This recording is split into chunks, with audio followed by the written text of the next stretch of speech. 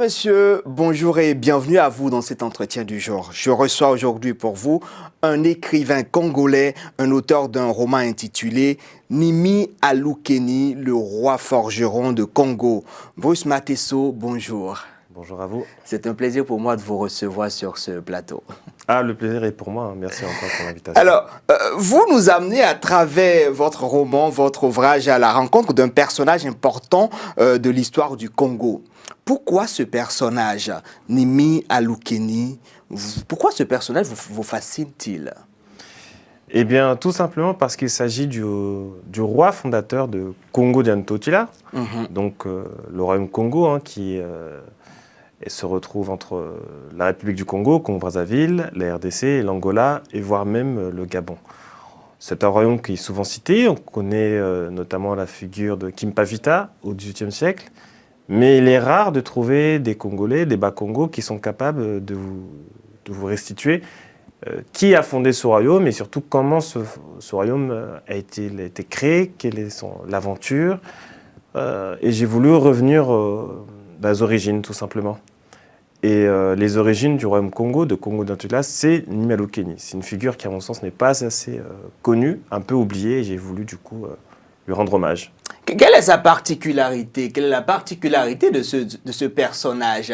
On a vu à travers votre roman, vous parlez d'un jeune homme audacieux, d'un jeune homme qui a voulu rompre avec une certaine tradition et qui s'est dit, moi, je sors un peu du carcan paternel, étant cadet, n'étant pas destiné directement au pouvoir, puisque son père était aussi roi en ce moment. Oui, alors l'une des particularités de Nimi Alukeni,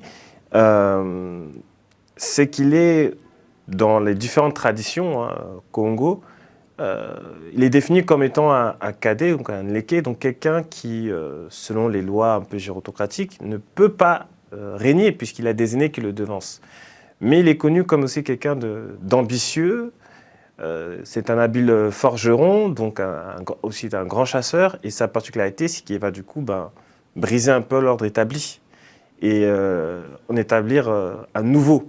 Et ce nouvel ordre établi, c'est la base des fondements de la culture Congo ancienne, voire même moderne et contemporaine.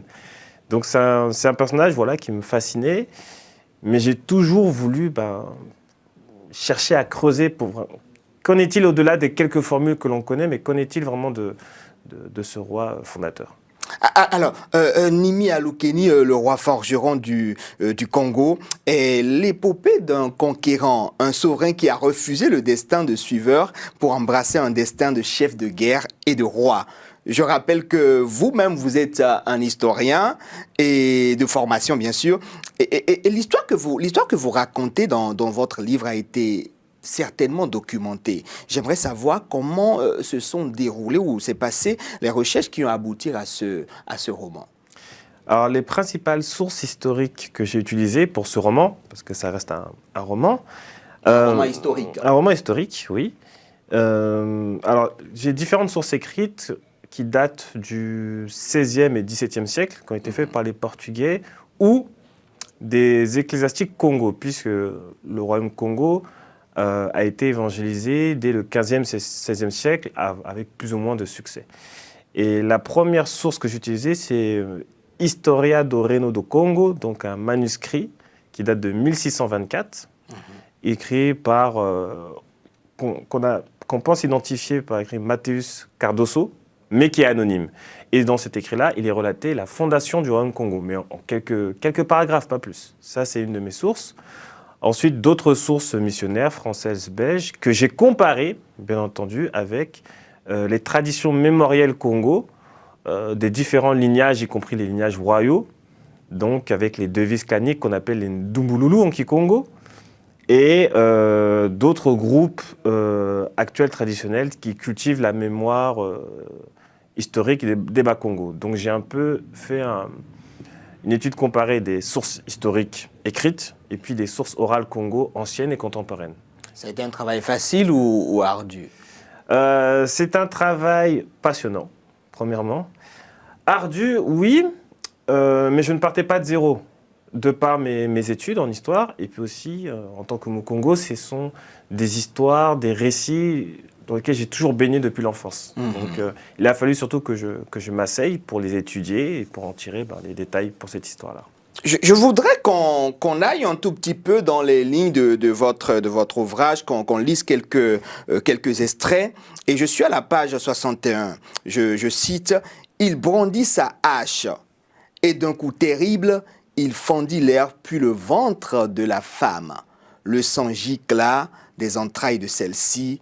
L'éclat de ses yeux après une vive surprise se ternit avant qu'elle ne s'effondre sur le sol. » Nimi Aloukeni venait à l'instant, venait de tuer sa tante qui défiait son autorité. N'est-ce pas là et à ce moment que Nimi a confirmé son autorité auprès de sa bande d'amis qu'il avait organisée pour commencer par conquérir des territoires? Oui, c'est le moment vraiment rupture et fondateur, puisque c'est une chose de quitter le foyer paternel et familial pour être indépendant. C'en est une autre de s'affranchir de la tutelle du clan, et y compris l'acte suprême, c'est-à-dire de tuer sa tante paternelle, du coup de couper les liens. Et par cet acte-là, Nimi Aloukeni aurait pu être considéré comme un doki, un sorcier, quelqu'un qui se met en dehors de toute solidarité sociale, quelqu'un de banni. Mais pourquoi il est exceptionnel? C'est parce qu'en faisant cet acte-là, en réalité, il légitime sa capacité à créer un ordre nouveau. Il aurait pu mourir, il aurait pu être maudit, mais par sa force intérieure, par le fait qu'il est quelque part aussi un élu des Simbi, des génies, un élu des ancêtres, vous avez même essayé de nous faire comprendre que même la nature était avec ce personnage, puisque quand il a tué sa tante, on devrait s'attendre à ce que la fureur de la nature s'abatte sur lui. Oui, parce que quelque part, pour changer le monde, en tout cas dans la pensée Congo, il faut avoir les forces de ce monde avec soi. Parce qu'on ne peut pas transformer, bousculer l'ordre établi, qui est censé être un ordre juste et légitime, si on n'a quelque part pas l'agrément des ancêtres, l'agrément des génies de ce monde. C'est parce que la tante elle-même aussi est accompagnée durant sa route par les éléments qui la freinent, et puis elle fait preuve de son autorité pour dire aux éléments « laissez-moi passer » et les éléments la laissent passer. Pour imposer le silence à la pluie et au tonnerre, par exemple. On a constaté, moi je l'ai constaté en tout cas, votre roman n'est pas aussi facile à lire, surtout pour les lecteurs qui ne sont pas congolais, qui ne comprennent pas le Kikongo que vous avez cité à plusieurs reprises, dans plusieurs paragraphes, au niveau de plusieurs phrases de votre ouvrage. Et c'est quand même s'il y a des interprétations de ces phrases, le lecteur paie quand même un temps fou à comprendre et à aller de l'avant dans la lecture. Alors c'est vrai que c'est une lecture qui, je pense, à la fois agréable mais exigeante. Parce que j'ai tenu à ce que pour rentrer dans le monde Congo, il faut quand même passer en partie par le Kikongo. Et c'était un gage d'authenticité, parce que des fois on dit que traduire, c'est trahir. Donc c'est un livre écrit en français, je rassure les lecteurs, tout francophone peut le lire. Mais il est vrai que j'ai tenu à mettre le maximum de mots en Kikongo, d'expressions en Kikongo, voire de dialogues en Kikongo, bien que la majorité des phrases soient traduites en français, ne vous inquiétez pas. Mais c'est vrai que c'est une exigence que j'ai tenue, parce qu'on ne peut pas toujours dépeindre les cultures africaines sans mettre les langues africaines. Je pense qu'il faut utiliser au maximum les langues africaines pour nous dépeindre. Même lorsqu'on parle en français, même lorsqu'on parle en anglais. Je pense que c'est une nécessité pour nous, pour nos patrimoines, de s'épanouir au-delà même de nos communautés respectives. C'est en quelque sorte, on va le dire comme ça, la marque déposée en quelque sorte de Matesso. En quelque sorte, oui, on peut dire ça. Je me suis posé aussi la question, puisque vous êtes historien et que vous avez fouillé un tout petit peu sur le personnage de Nimi Aloukeni, en tant qu'homme politique de cette époque de l'histoire de l'Afrique, que représente-t-il? Quelles sont ses particularités en tant qu'homme politique, puisqu'il est le fondateur du Royaume Congo? En tant qu'homme politique, il représente l'innovation, il représente la modernité, il représente l'union, puisque Nimalo Keni n'est pas quelqu'un qui uniquement détruit, fait la guerre, non, parce qu'il y a aussi d'autres personnages qui vont lui montrer qu'il ne peut pas plier tout le monde à sa volonté. Tout le monde obéit à un ordre supérieur. Et donc c'est un peu la symbiose entre la modernité, l'innovation, et puis la symbiose, le respect au passé, le respect à l'identité, aux traditions. Donc voilà, je pense que c'est cela aussi, Nimalo Keni en tant que... On a remarqué également quelqu'un, un guerrier, mais quand même qui a du respect pour l'adversaire. Quand il a conquéri le premier territoire, il aurait pu supprimer tous les prisonniers de guerre, mais il a demandé à ce qu'on puisse les garder en vie et qu'on puisse composer avec eux.